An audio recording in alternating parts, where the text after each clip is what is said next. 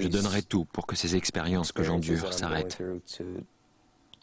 Définitivement. Consommes-tu de la drogue? Non. As-tu déjà pris des hallucinogènes? Non. Pas d'acide? Non. As-tu déjà subi un examen du sommeil? Non. Souffres-tu d'une quelconque névrose, narcolepsie, syndrome de Tourette, trouble de la personnalité? Non. Rien de ce genre. Bon, es-tu prêt à voir un médecin s'il s'avère que ce qui t'arrive est purement psychologique? Oui.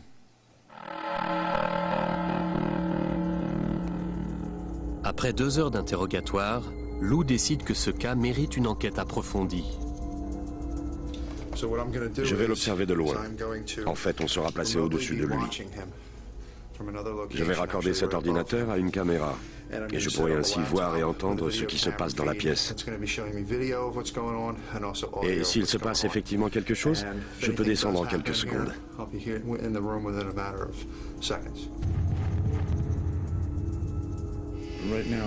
On est juste au-dessus de Ted. Et on le surveille. L'équipement est en place. On va pouvoir observer ce qui se passe. S'il y a le moindre mouvement ou si des globes, des boules de lumière apparaissent, on va bien voir.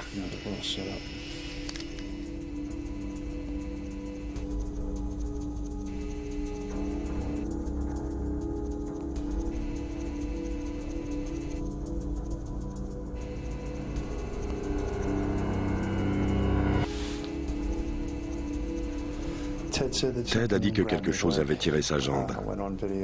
Et sur la vidéo, on a vu sa jambe bouger brusquement. Je vais descendre le voir. Et je vais rester avec lui. On écoutera après ce que j'ai enregistré en EVP.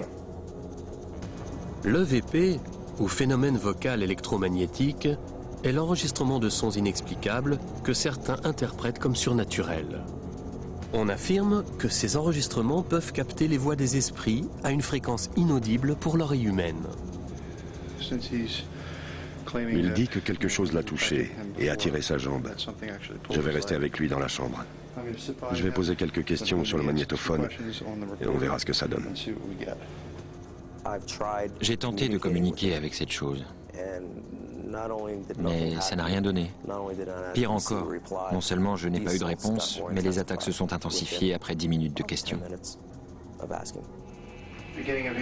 Début de l'EVP, 30 juillet 2001, à exactement 2h45 du matin.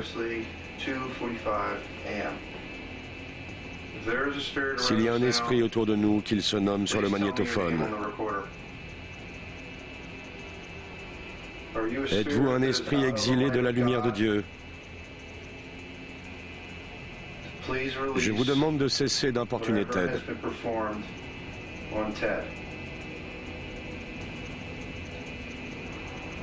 Je vous le demande au nom de Jésus-Christ, notre Seigneur et notre Sauveur. Fin de l'enregistrement. Comme on s'y attendait, on n'obtient aucune réponse audible dans la chambre. Mais en écoutant les sons enregistrés par le magnétophone, on découvre une version toute différente des faits.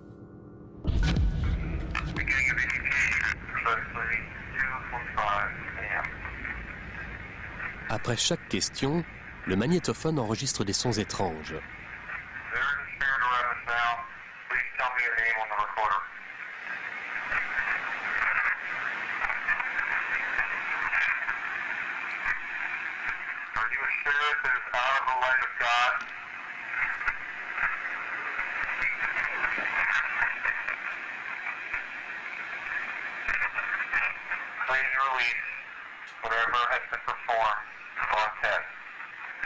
Gentile mentionne alors le nom de Jésus.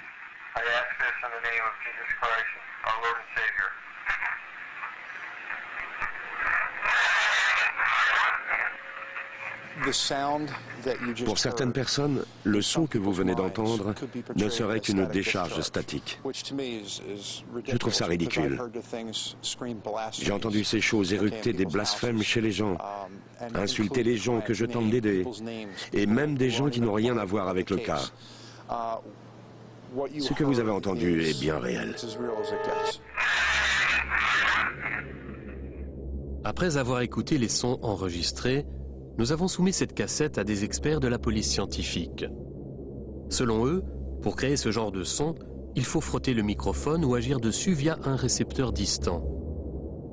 Lou ne paraît avoir pratiqué aucune de ces deux manipulations. Le lendemain matin, il donne son opinion à Ted. On a déjà parlé de la force de ta foi.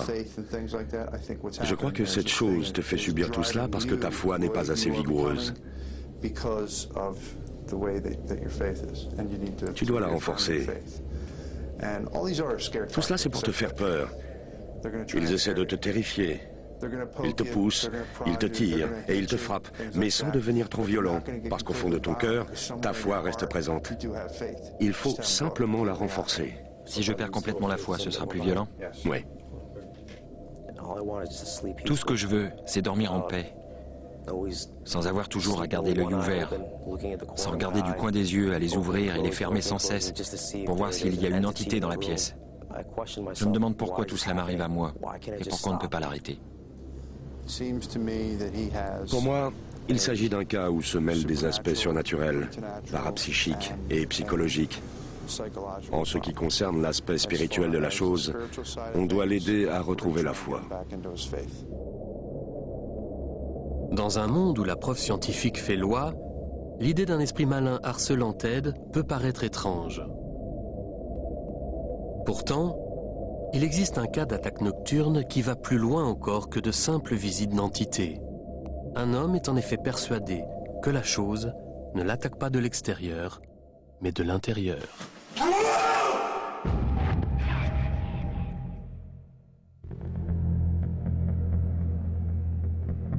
Les chercheurs interprètent de façon rationnelle les attaques d'entités, mais ce sont leurs patients qui doivent en subir les terribles manifestations. Elles se produisent à des degrés divers, allant de la simple menace au viol.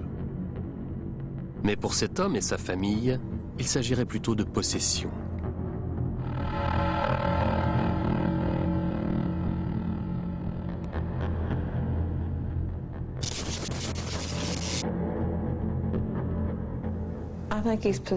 Je crois qu'il est possédé, parce qu'à l'état de veille, il n'est pas violent.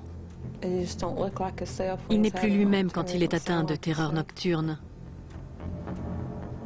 Il ne se ressemble pas.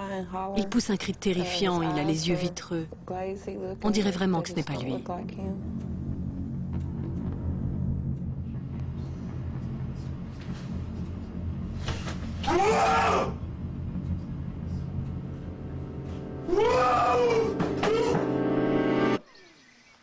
Cody McKee et Monica Forrest sont ensemble depuis 7 ans. Ils ont 2 enfants. Malgré une enfance difficile et une adolescence violente, le plus grand problème de Cody, ce sont les mystérieuses attaques qui tourmentent son sommeil. Et même s'il semble voir des choses, il n'a jamais aucun souvenir de ces attaques. Les membres de sa famille, quant à eux, craignent pour leur vie. Je ne me rappelle de rien. Je m'endors, je me réveille, et entre les deux, c'est le trou noir. Je ne sais pas ce que j'ai fait ou qui m'a fait faire ce que j'ai fait. Comme elle l'a dit, je me sens possédé. C'est comme si quelqu'un sautait dans mon corps pour me rendre fou.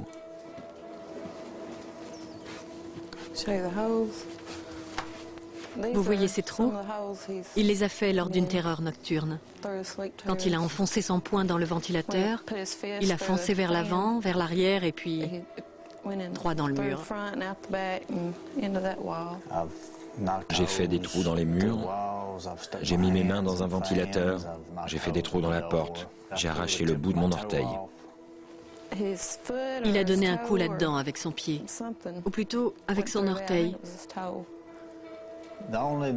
Je me souviens qu'une nuit, j'ai cru sentir cette chose sauter en moi et prendre possession de mon corps. Et c'est la nuit où j'ai sauté par la fenêtre. Il est passé à travers cette fenêtre. On aurait dit que quelqu'un l'avait jeté parce qu'il était tout raide, il n'avait aucun élan. Je n'ai rien entendu de plus, il a sauté par la fenêtre. Quand je suis arrivé derrière la voiture de son père, quelqu'un m'a dit « À bientôt, Cody ». J'ai entendu ça et je me suis réveillé. À bientôt, Cody.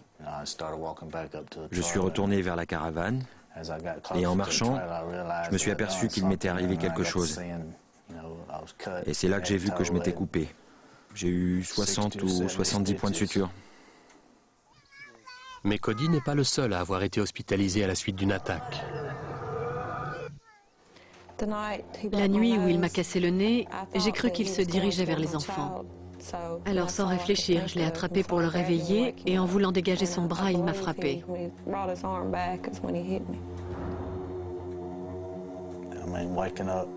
Quand je me suis réveillé, il y avait du sang partout et elle pleurait. J'ai vu son nez, l'un des os était à nu, cet os ici. Je n'arrivais pas à croire que j'avais pu lui faire ça. J'étais complètement chamboulé.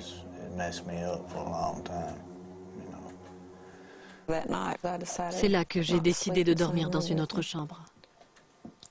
J'étais en train de fermer la porte à clé quand il a eu une autre attaque. Il a couru vers la porte et il a fait sauter le verrou. Alors j'ai bloqué la porte avec des meubles.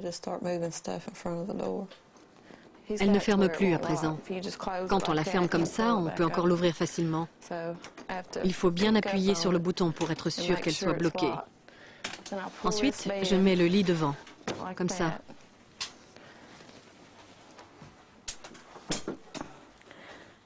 Et je mets cette table devant le lit pour qu'il ne puisse pas entrer.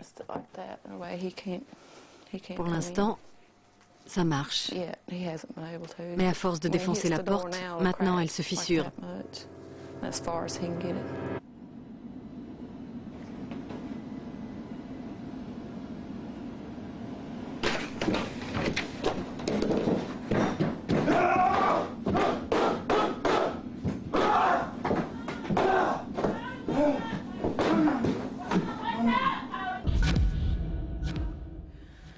C'est complètement fou de devoir dormir comme ça.